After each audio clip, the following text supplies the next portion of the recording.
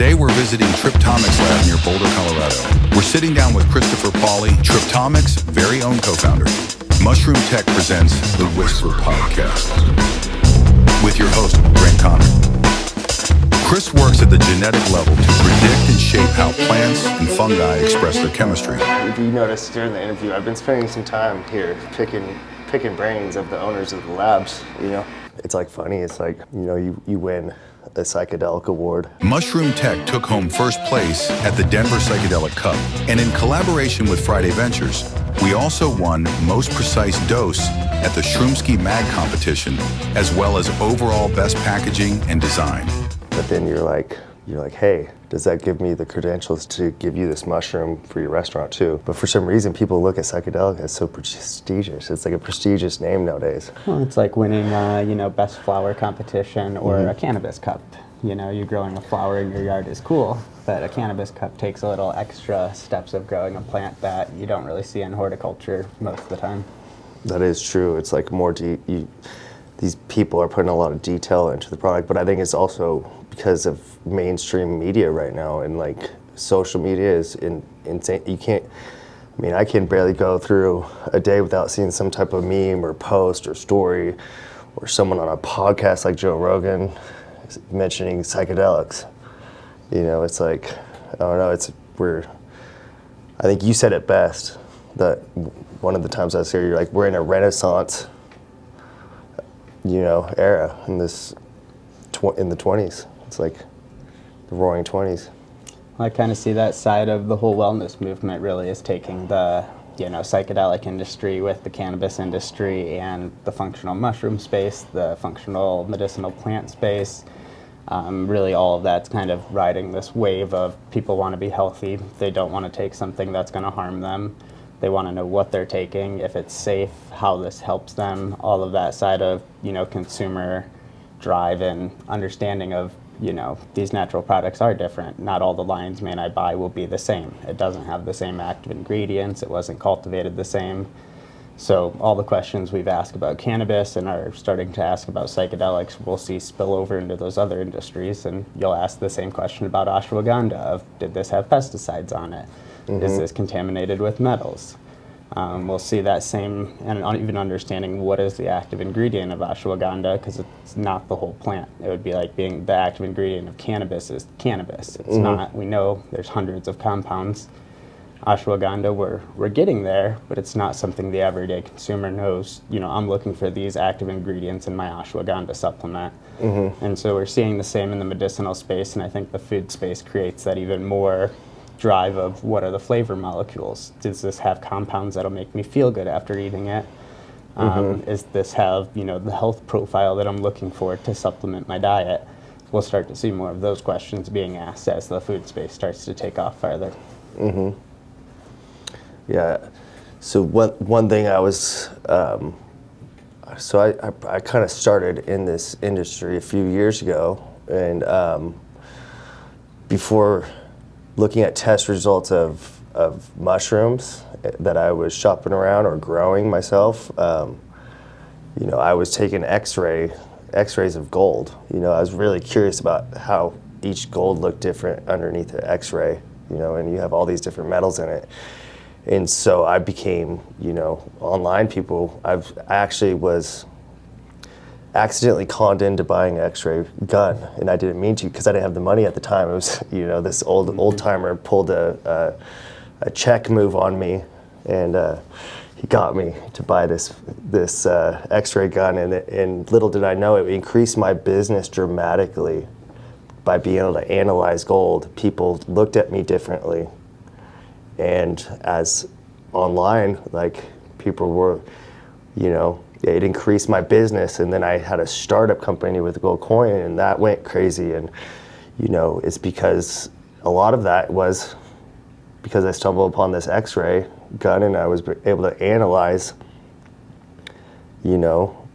what I was contributing out to the world in a whole different light. I was in, and so you coming from this industry where, I think I was taking a microdose course, and the first lab I heard of was was Haifa Labs, and they were supposed to be the first in the nation to have publicly put out, psilocybin test results.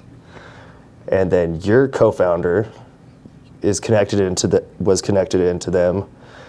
And then I learned about Haifa Labs, I learned about SD Farm Labs and other places, and then I finally found out about Tryptomics. And then when I finally sat down with you, I went, oh, whoa. There's testing, but there's also testing. So explain a little bit why, there are other labs out there in the nation, but why does Tryptomics, why do you guys go the extra mile? You guys go a little bit further than the rest of the people, and that's, why I feel like you guys are so valuable, and I think you and Caleb are such leaders in this space, are going to be leaders in this renaissance. Most definitely. That's a great question, and I can kind of relate it back to the gold measuring device there, that it not only brings this level of, legitimacy to what you're doing, that you can test on the spot and you know what you're buying and selling, but you also know what else is valuable in there, because a bar of gold that somebody's selling you might be cut with silver or it might be cut with zinc. If you can see those other minor things in there, you now know the more accurate value of that bar. We see the same in mushrooms. Most labs, we kind of join the testing industry with the idea of we don't want to fall into the cannabis trap of two compounds that we can measure. We measure psilocybin and psilocin, and that's your potency. We understood those minor alkaloids created value. That creates the effect that we see and feel in these mushrooms. And so our kind of drive from the get-go was how many things can we measure, what's important to measure, and then how do we educate people on, this whole profile. You're now not just getting a potency number, you're getting a profile of potency. How do we make that everyday understandable? So, you're buying a Blue Dream this or a Golden Teacher that. Those are different. How do you actually relate those testing results to it? So that's been a big driving factor of us, is to not only be able to quantify everything there and not just the one active ingredient, like a gold measuring device that only measures gold, isn't that useful if it's like it's 50% gold and it's like, well, what else is there? Becomes the next logical question. And so we tried to jump into the industry with answering that question right up front, where you get to see what the other things are in that chocolate bar or gold bar. And really, we see that shaping the industry pretty heavily now, because we're participating in studies to understand this Entourage Ensemble effect, and even really trying to dig more into, how consistent are these? Are all Golden Teachers the same? Are all Louis Vuittons the same? And we know from cannabis, probably not. If you grow a Louis Vuitton, or I do, those could be different mushrooms, even though we use the same spore, the same culture, the same grow bag. Your house was hotter or colder or whatever. And I think that's one thing you brought up during the Denver Psychedelic Cup that was very important. It was like you were talking about the Louis Vuittons and like the Jack Frost and these like hybrids that were actually had really good numbers when it came to these other important compounds that come naturally in it, like the andosine and the baeocystinine and these different compounds. So we were seeing people create these cool new species, but they're also carrying some really good stuff along with them, which is we're not making the same mistakes as the cannabis industry, at least for now. Well, and we have a really unique opportunity at hand here with mushrooms. So similar to cannabis, most people that have tried magic mushrooms try Psilocybe cubensis. That is the one species they get to try. It's where Golden Teachers, albino penis envy, Louis Vuittons are all the same species of mushrooms. So they're called Psilocybe cubensis. Within psilocybin containing mushrooms, there's over, I believe, 200 or 300 known species at this point. So there's 200 or 300 subspecies of cubensis. That's like all of our strains that we have available to us. All the different chocolate bars we can buy are generally one of those cubensis strains. What we've seen in the cup now is people are growing Pinnalia cyanescens, Psilocybe cyanescens, Psilocybe zapticorum, some of the new hybrid species that are interspecies crosses that are things that humans have made in the last year or two and brought something to the world that never existed before. We're creating new species of mushrooms that contain psilocybin. And so we're at this point where the diversity is so great. It's very similar to cannabis back in the day when, strain hunters were going out and finding these strains. They brought them all back to Amsterdam and had some of the most diverse cannabis on this earth growing in one location. hybridizing all of those made more potent, better strains of cannabis that yielded more. They were more pest resistant or mold resistant, and so those became the common things we grew. You never would grow a Durban poison, you would grow the Northern Lights or whatever cross came out of doing that. And so at that point, we're starting to see that same thing happen in mushrooms, where we had, Ecuadorians or Treasure Coast or hillbilly. These are all isolated from different parts of the world in different states, and so those are the original strains. Those are your landrace mushrooms. We all have access to that still. As we start to see things like Louis Vuitton come forward, where that was created by somebody in the last couple of years, it's a better mushroom. It's higher yielding, it looks prettier, it's higher potency. A lot of those things people are desiring, you're losing out on the desire to want to grow that Ecuadorian at a 0.5% potency. Even though that trip may be more useful for a given condition, it may make people respond better or whatever. You don't want to grow that because you can grow Louis Vuitton and it's 3 times the yield and it's 3 times the potency, so that's what you want. And so I see that shift. There's still a push for it, and people mostly care about psilocybin. They want that number to go up, and they want their effort to go down. So yield and potency are the 2 driving factors for a lot of breeding, but we do see a lot more on the side of people are looking at spore shape, spore color, morphology characteristics, all of these different traits to say, this is what makes my mushroom cool. It's not just the potency profile. So it's a little double-edged sword there of where I think slightly making some of the same mistakes as cannabis, but also we have access to the diversity right now and ability to educate people on why that diversity is important to keep available, keep safe. Don't just breed it all together and be like, I have the super hybrid mushroom now and this is the thing everybody wants, because we'll lose out on having those originals to make the next super hybrid mushroom. Yeah, it's super important to get these test results done for every single type of, when I was there, you guys had even people in the cactus space. You see all these, it's not just fungi, we're talking about plants. But one thing that's kind of not revealed to the public yet, and it's kind of mind-boggling to me. Like, I'll give you an example. I drove, on the way from California, you have to drive, usually through Utah and into Colorado. And, there's also routes that will take you up into, Wyoming area. And no matter where I've gone, one of the most beautiful cannabis, or one of the most beautiful billboards I saw that had cannabis on it also mentioned mushrooms when I was going, through the state. And I walked into the shop and it was immaculate, it was great, but every single product on that shelf that said it had mushrooms was actually a synthetic. And I had previously known that because I had gone through and I spent about, a good amount of money testing the whole marketplace. So whether it's Polka Dot or whoever was out there, I was testing just to try to learn. And I think I went through SD Farm Labs, maybe I came across almost 6 different types of 4-ACO DMT. And a lot of people in the industry that come from making profits and margins are what matter. Would come to me and say, you should put some of this synthetic into your product. And they said, it turns into, so for people to know, psilocybin converts into psilocin in your body, and that's a lot of the magic feeling people get. Well, they would say that this chemical research drug will turn into psilocin in the body, and then that's cool. We've done the job. We're done. We're good. And so, I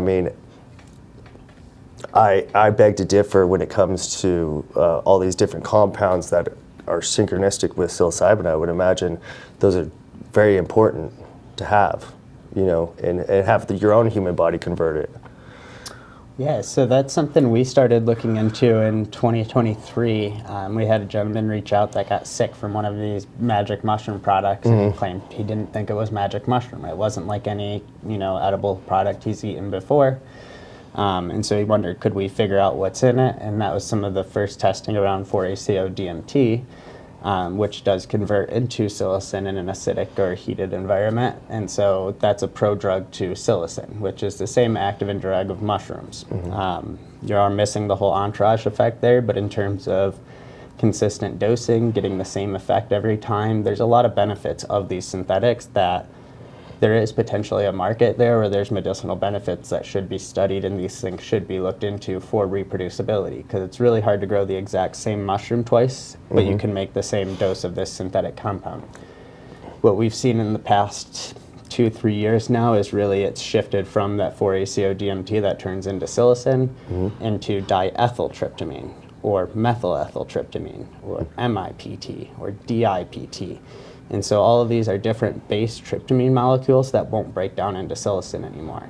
So we went from a prodrug of psilocin that's more or less like magic mushrooms to now other synthetic tryptamines that don't break down to psilocin. So it's a similar potential effect, at least anecdotally reported. Some people say it's similar in some ways in some of these compounds, but it's not the same molecule. It doesn't break down to the same active ingredient. We're feeling a totally different compound there, and it's really similar to the K2 spice days, where they came out with JWH18. That is the synthetic THC. It feels like THC. It mimics THC well. That got banned really quickly, and then they went after a different compound.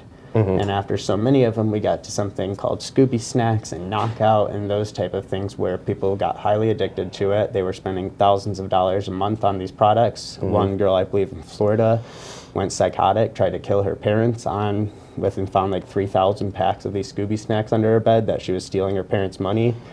I knew a lot of people that smoked weed, and that wasn't the response that anybody really had. They never went psychotic and tried to kill their parents, but that's, well, we can't use the synthetic that's like weed, so now we're 10 synthetics down the chain.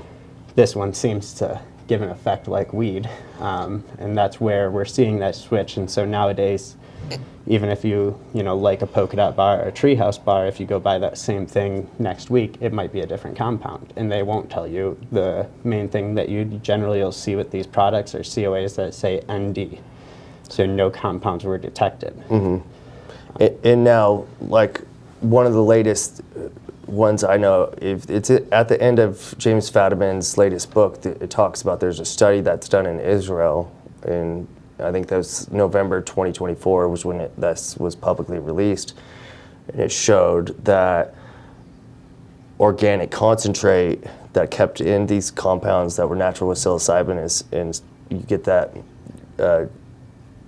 triage effect. Actually led to neurogenesis, neuroplasticity, new dendrites. Can we say the same with synthetic? Or would that be also contribute to some placebo effect as well, you think? I mean, there could be placebo. I think the paper you're referring to specifically studied these minor alkaloids' ability to increase effectiveness or binding affinity of psilocybin, and so they showed it does modulate that activity. So the thing we can say about synthetics that we know there is no norbaeocystine or baeocystine or orugenacin or any of these compounds in your synthetic product. You don't have that entourage effect. You don't have that little bit of synergistic effect between these compounds. It's very similar to, considering like a distillate vape pen versus a rosin vape pen. They have differing effects. Is that because of the entourage effect? It's like, I'm pretty sure at this point we can agree, yes, there are other things in rosin that aren't in distillate. And even if it's the same strain that you made the vape pen from, it's like those are very different effect vape pens. We know the same in mushrooms. If you have golden teachers versus Ecuadorians, they feel different. They're not the exact same trip every time.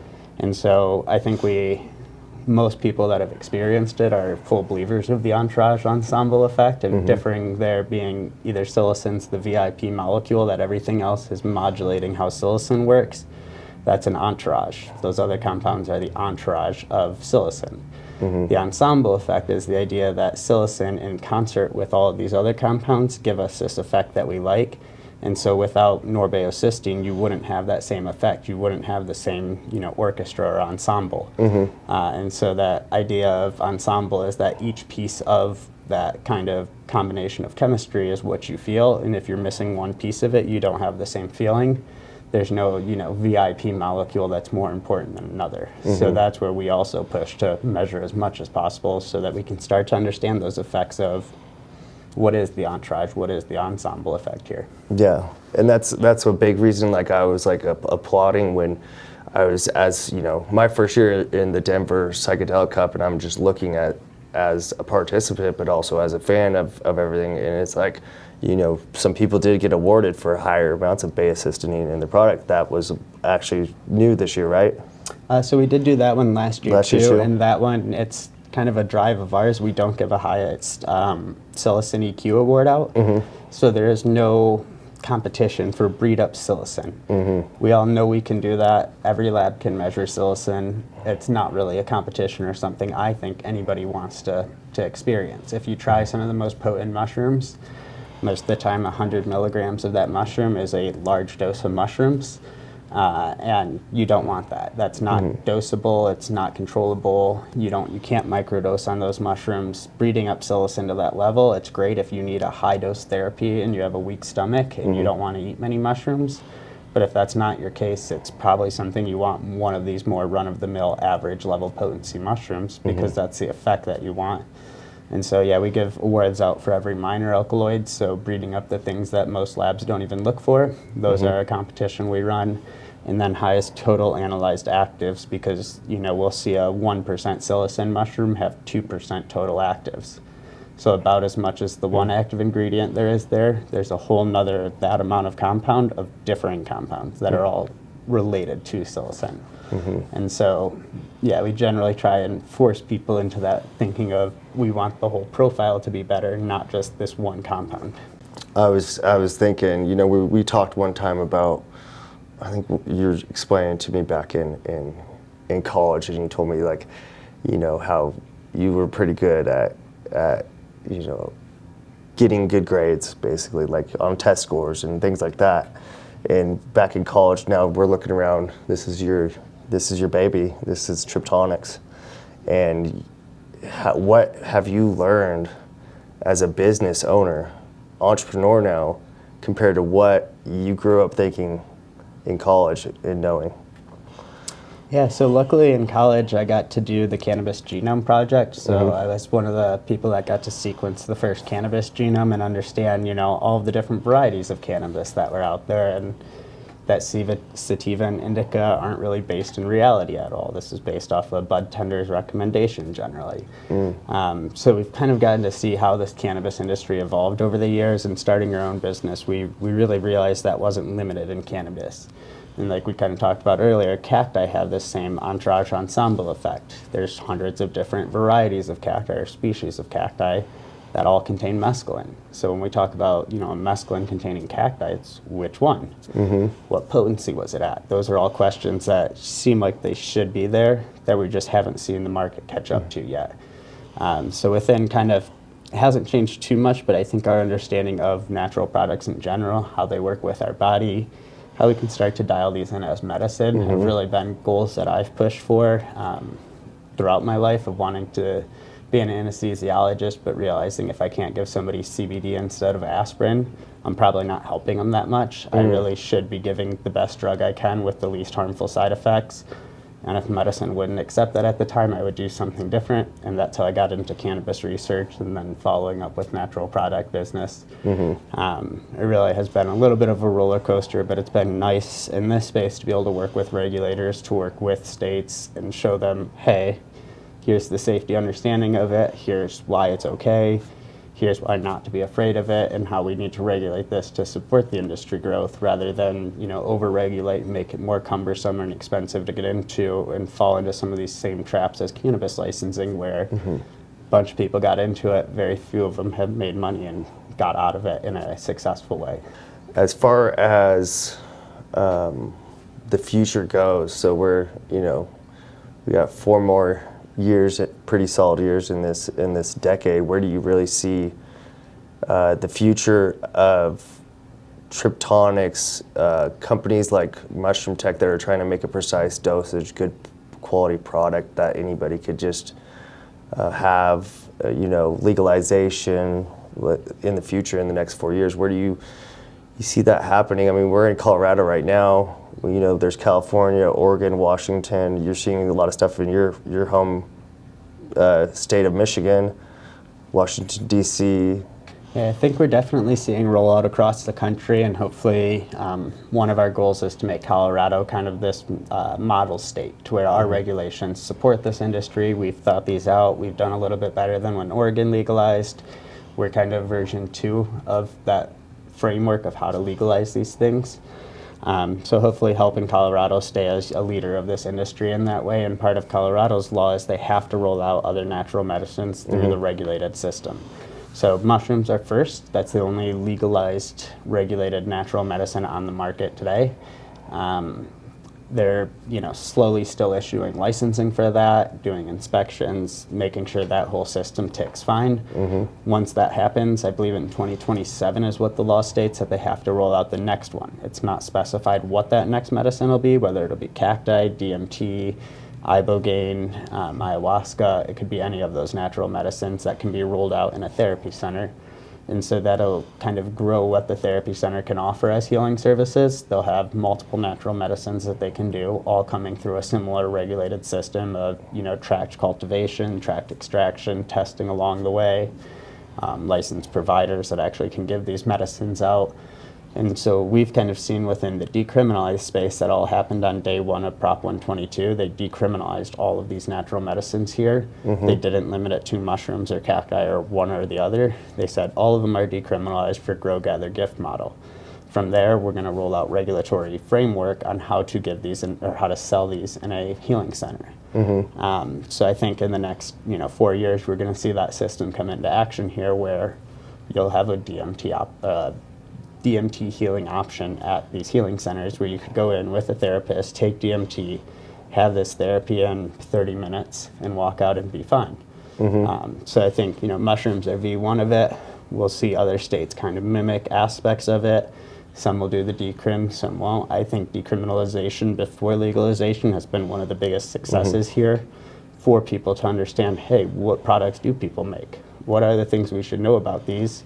If we jumped right into legalization without having that kind of data to start with, it's a shooting in the dark answer of, well, what should we be afraid of? What should we want to know about this medicine? And so luckily we've had quite a few years to study these things and present data to show, like, hey, there are more than mescaline in these cacti. There's more than psilocin in these fungi. And one thing that needs to be explained too is, like, when we're looking at different labs. So originally as an entrepreneur, I was like, I had struck a deal, a price match deal from Friday Ventures to SD Farm Labs.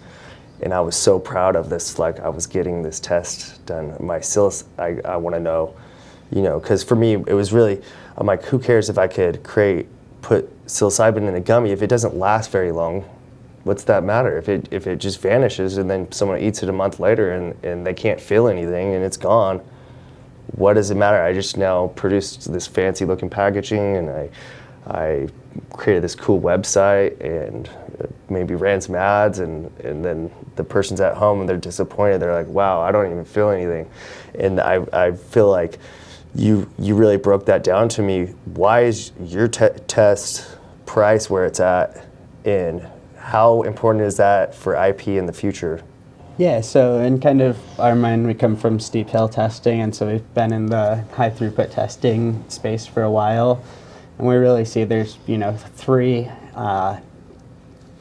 highlights of a lab, and you can only usually choose 2 of them. So you can be fast, you can be cheap, or you can be accurate. We've chosen to do as fast as we can and as accurate as we can, because we see that to be the highest dollar value for the manufacturer and consumer. If I give you a testing result that's 50% wrong, why'd you pay for it? How did that help you? It didn't. So you've now just wasted time and money to get a result that's not actually representative of what you're doing. So like if somebody's testing your gummy and showing, oh, there's all this psilocin in there, but you're like, everybody's eating it and nobody feels it, it's like, do you believe that test result? Is that test result useful to you? So on our end, we're definitely not the fastest or cheapest lab out there, but we do see being able to provide that higher level of data. So we're measuring 18 different compounds in mushrooms right now. Most people in labs are getting up to 5 to 7 compounds at the high end. Some are only offering 2. And so that's that kind of trap that we fall into when all you can measure is THC and CBD. What kind of plants do you make? Are THC and CBD plants. There's no other ones that you even thought about breeding. And so for us, we think most people find value in our testing when they see, hey, this profile is totally different than this one. That comes through in my chocolate bars. That's why people like this chocolate bar more than this one. I'm going to go test my other strains and see which ones are like this one, so I have more variety of what people like. You can start to do those things when you get this little bit extra level of testing. And then part of our side has also been on the beta carbolines as well, which we find to be a very important set of molecules because they can potentiate or enhance the effect of psilocin. And right on cue, my colleague comes in with some couple grams of truffles. Actually, I brought your present, 50 grams. 50 grams. Nice. So we need a couple grams to test. So this is kind of like the protocol. It's good, he came through right now to show, like, you really want to test your fruiting body first. Then you want to test your concentrate, and then after that, test your product. Some people skip all those steps. Yeah, it's really shooting in the dark. So if you grow these great mushrooms and you tested them 6 months ago on the last batch you grew and they were 2%, so you're like, I should get 20 milligrams of active ingredient per gram of fruit I extract, but the new batch you grow is 3%, and then your numbers don't make sense. Or it's 1% and you'll never ever hit your 2% yield that you think you should. So generally what we recommend is people will grow as many mushrooms as they want. They'll homogenize that batch, so grinding all of that up, mixing it up really well together, then test that powder, because that powder is going to be representative of everything you make with it, whether that's a big extract that you're doing or you're putting that fruit into chocolate or whatever you're doing. You're able to see, hey, I had 10 milligrams in my fruit. Do I see 10 milligrams in my product? Did I get that 10 milligrams to get out in the extract, or am I leaving some of my active ingredient behind? You can start to test those things, and generally what we find is people will, get given a mushroom that they're told it's this potency. They do an extract, and that was just all mental math to say, oh, well, I put 1/10 of a gram of extract per gummy. And it's like, well, why did you think this was the dose? And it's like, well, they told me it was this potent. And so like if you don't actually test yourself, you don't have any way of catching that. So it's like if you bought gold bars with some guy told you he scanned it before he got there and it was this 100% gold, it's like, do you believe them? It's like, no, I'm probably going to have to rescan it myself because And did you drill in the middle of it and see what's in the middle? Did you test the one piece that's the bar they got for you that was made for testing, or did you test the one that was on the shelf that they're selling to people? Because those are, generally sometimes different batches of, the person that's paying for the test knows this is a product that they're testing. It's something we really can't control on our end as the lab to say, is this the product you're putting on a shelf, or are you submitting something to get the result you want with us? And then you're going to go advertise this to a bigger batch that doesn't actually do that result.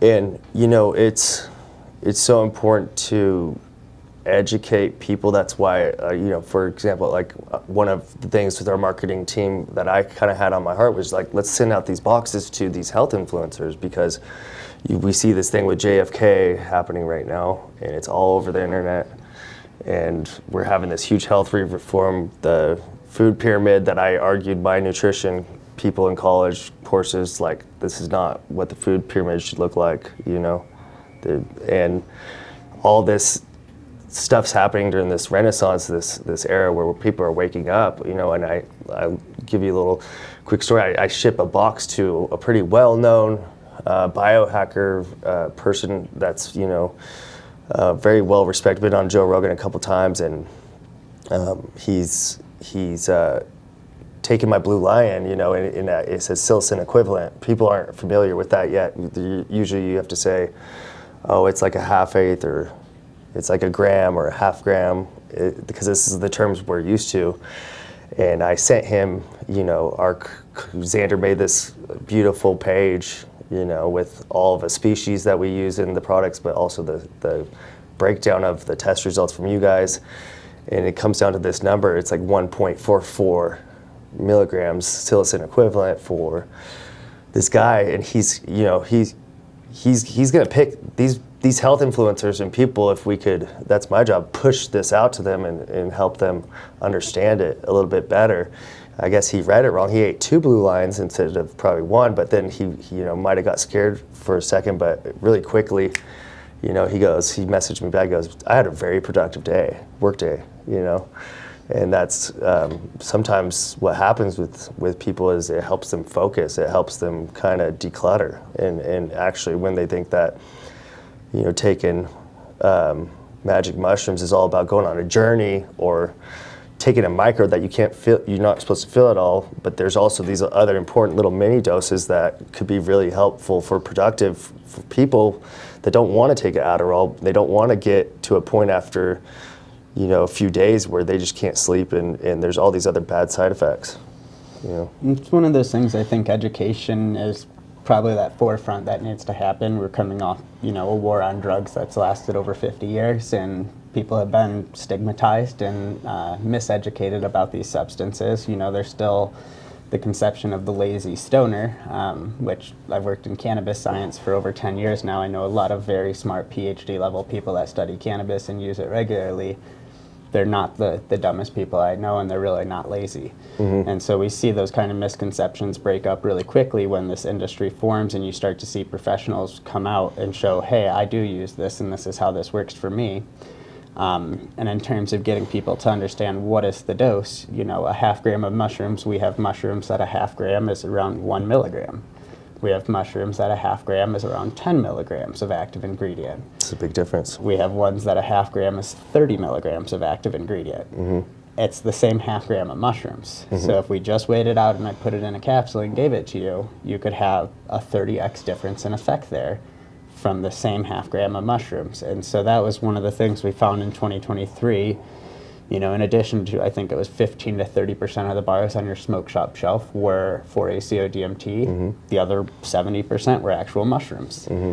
So there was a lot of this kind of distribution of mushrooms, but everybody had a 4-gram bar. And there was some people mixing. Many people did blends, they did single strains, they did more potent strains, but it was always labeled 4-gram bar. Mm-hmm. And so within that we found, I think, below 5 milligrams was the total amount of active in the bar, and over 60 milligrams was the total amount of active in the bar, labeled 4 grams. Yeah, big swing. So, what does that 4 grams mean? In my mind, an eighth is around 25 milligrams of psilocybin. Mm-hmm. It's around 21 milligrams of psilocin, depending on how you talk about it. That's a pretty high dose of psilocybin. That's John Hopkins' high dose study. They did 25 milligrams of pure psilocybin. And so we're starting to see people gain these understandings of, under 1 milligram or 1 to 2 milligrams is pretty much a microdose for most people. They have sub-perceptible effects, or it's very minimal effects but not intoxicating is what most people report for under 2 milligrams. Mm-hmm. The Colorado law set that out as a microdose now, and so within that you can go into a therapy center, take under 2 milligrams of a product, and walk out within 30 minutes as long as there's no adverse reaction. Mm-hmm. Going over 2 milligrams, you start to have to stay at that healing center for longer for observation by the licensed facilitator. And once you get above, I think 10 milligrams is where it's a 6-hour experience. You stay at the healing center for 6 hours to make sure you finish that full mushroom experience without any issue, or you have that support system there. But yeah, it's interesting to hear because everybody's so different too, and so there's always a side of how do I respond to it, how do you respond to it, how does this fitness influencer respond to it. That side of the industry, I think, is really where the next level of science happens, is understanding not only, okay, these are the compounds we're taking, how does your body respond to it and how does my body respond to it? Can we predict that to know I might be more sensitive or less sensitive, and we need to adjust my dose for that. So that's the other side of the industry we're looking at too, that'll hopefully develop here in the next few years. And like we've talked quite a bit about, some of the, we have a division that's part of psychedelics for mushroom tech, then we also have the functional side of things. And now when I was looking for functional testing, I found a lab in Washington, and I sent my tinctures out, my lion's mane, reishi, cordyceps, and they were able to tell me if there was heavy metals or toxicity, but they weren't able to tell me, was this a lion's mane? Was this a lion's mane? Was this a cordyceps? And so then I found you through Ken Delicate at Ricky Williams' place in Miami, and I heard, I was like, dang, this is so cool that you could test these functional mushrooms. And we're about to do a little bit of our own science experiment based on this theory that you've spoken about, and that's going up to where we grow in the caves. And some of these species that are on our gourmet list, some of these oysters, these varieties, we want to cut a couple grams off of them, and we want Scott to freeze dry them, and then we're going to bring them down next week and have them tested. At the same time, we're going to go out to just regular grocery stores and try to find the same species, see if there's a difference underneath the hood. And that's something that your lab can do. And that to me is so profound, because it's just like everywhere you go, you see the name lion's mane almost in everything. Coffee, tea, this, that. I mean, it's everywhere. And I mean, how much is actually in these products, you know? Yeah, I think we come from an interesting space right now where lion's mane is considered mostly one species. Like most people that would buy lion's mane on the shelf, they never question, is this the right species? We know there's a lot of, mushrooms that look like lion's mane that people sell as lion's mane that are different variation species, or just even variations of the same species. So similar to, psychedelic mushrooms, where there's all these variety of psilocybin containing ones, there's a variety of herenocene containing lion's mane species.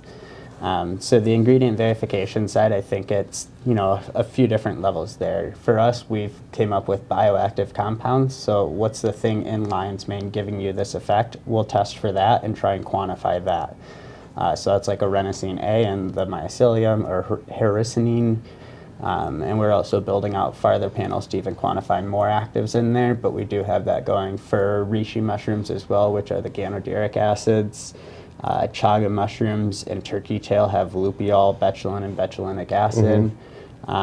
There's ergothioneine that's in a lot of these mushrooms. That's another one of these bioactive compounds that you just take for a health supplement. It's something that makes you feel better, it makes your body work better. And so we're starting to see, ourselves are kind of trying to lead that charge of what are these compounds we want to test for, but we're seeing more people in the industry come up to that level to say, beta-glucans is what everybody measured before. That's in every mushroom and every yeast. It's everywhere. So does that tell me you put lion's mane in there, or shiitake, or maitake? Like, no, they all have beta-glucans. So having those specific compound panels is really where we can start to see some of these differences, and we know that each store grows them differently, so it'll be really interesting to see kind of the mass-produced, gourmet mushrooms versus these more craft-produced gourmet mushrooms, where I'm assuming you take a little bit more time than somebody mass-producing shiitake for Safeway would. Yeah, and so, like, you said something that stood out to me, too, about lions. I had one of my friends in the gold industry is taking my supplement. Hunter Hoffman takes the lion's mane, and he takes our green gummies. And he's like, there's something about this lion's mane, like I'm doing better in this and that and that. And he's explaining his health, what's happening underneath the hood.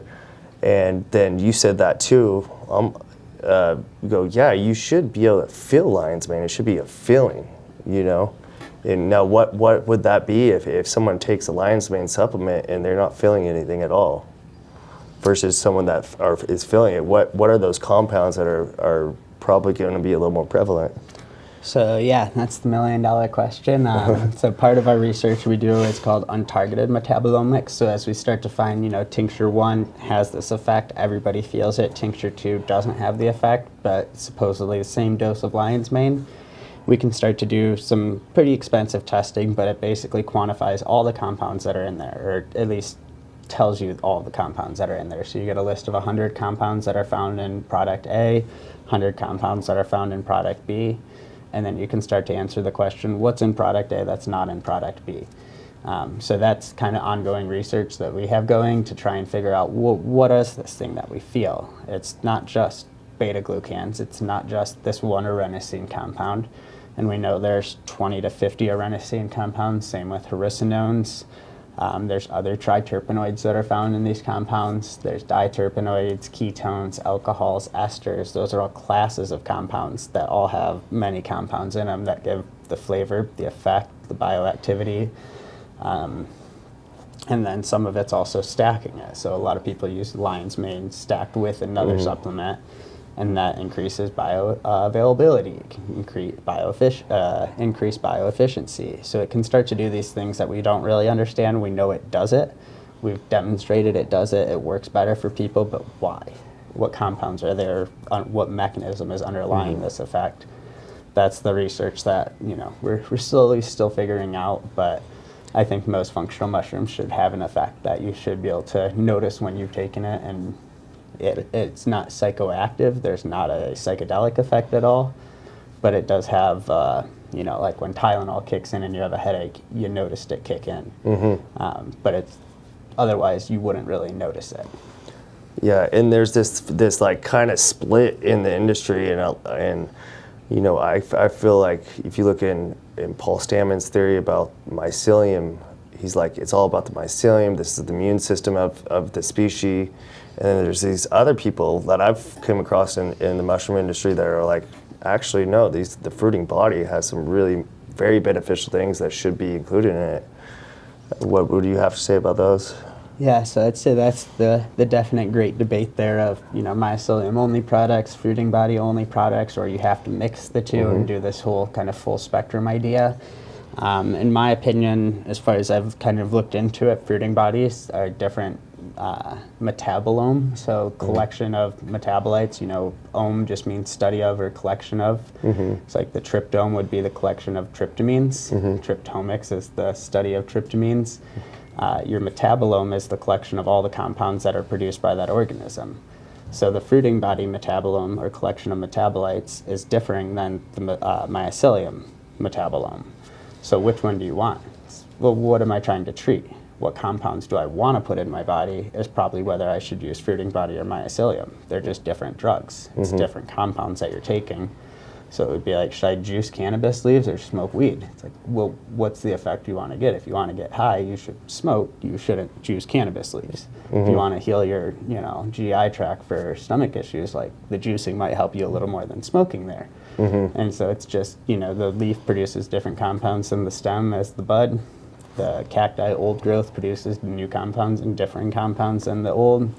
Mycelium and fruiting body are the same, and I think on the mycelium side, it's always interesting of we can stimulate these production of these compounds. For me, I always think about like the animal-based diet and evolution of us humans and how fruits have those colors that we evolved to look at and try to go after. And so that's why that's my hope in our next line's main batch making up is don't want to throw the baby out with the bathwater. Want to include some mycelium, but definitely the majority of that tincture is going to be fruiting body.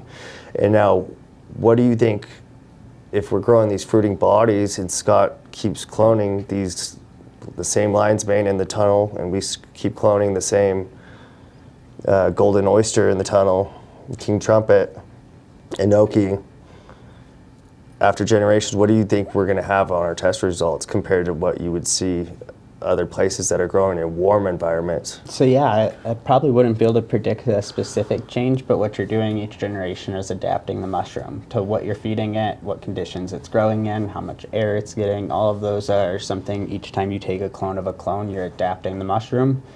So it will probably change its metabolite production in response to that. Once it has a better way of digesting food, it has more energy available, it can make more secondary metabolites potentially.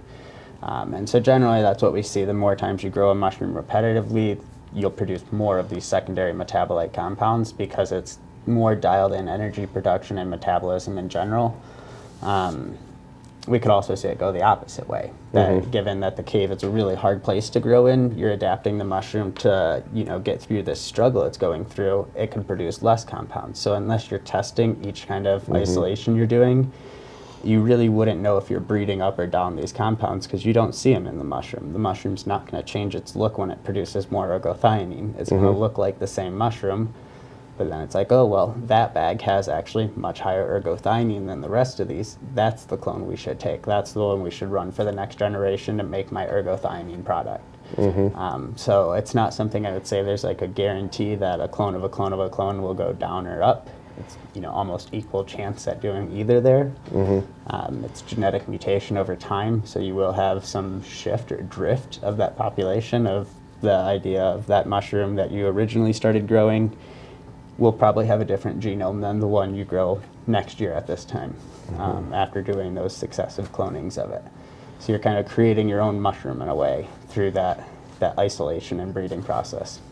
Yeah, and by doing that, we're trying to create our own Super Mario. You know, as a consumer, we want you to be able to eat these mushrooms and get bigger, in a sense. That's it. I think everybody's on the goal of, we want them to be healthy, we want them to be safe, and we want them to have, you know, the effect that we're hoping for, whether that's just really delicious tasting food or, you know, heart health, blood health, whatever other things that you might use a medicinal mushroom for. Definitely get some samples prepped here. Sample prepped.